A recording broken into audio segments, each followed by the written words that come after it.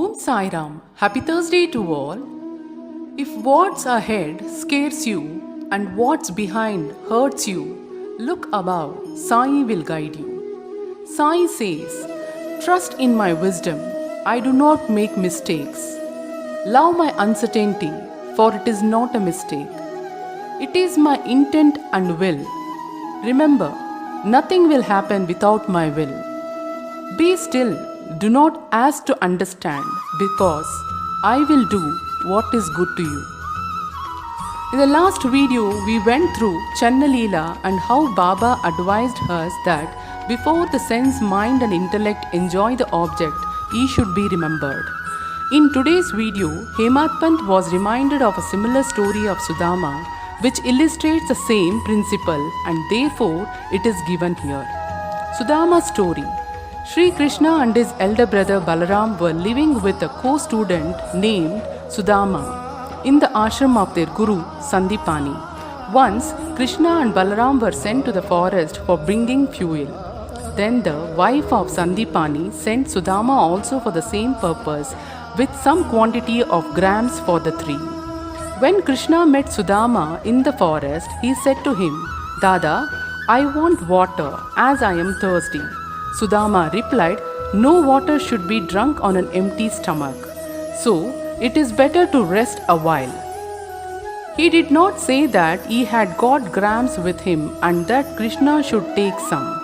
As Krishna was tired, he lay down for rest on the lap of Sudama and was soon snoring. On seeing this, Sudama took out the grams and began to eat. Then Krishna suddenly asked him, "Dada, what are you eating?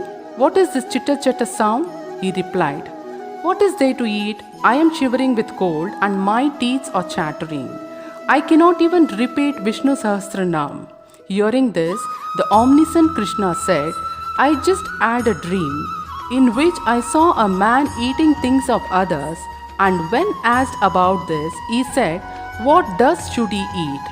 meaning thereby that he had nothing to eat. The other man said, 'Let it be so. Dada, this is only a dream. I know that you won't eat anything without me. Under the influence of the dream, I asked you what you are eating."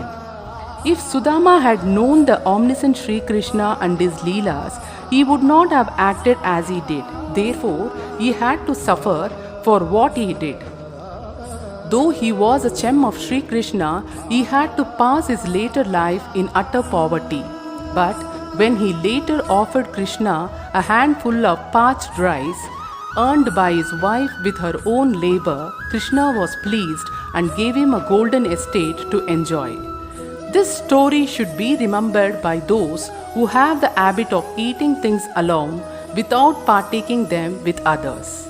The Shruti also emphasizes this lesson and asks us to offer things first to God and then enjoy them after they are renounced by Him. Baba also has taught us the same lesson in his inimitable and humorous way.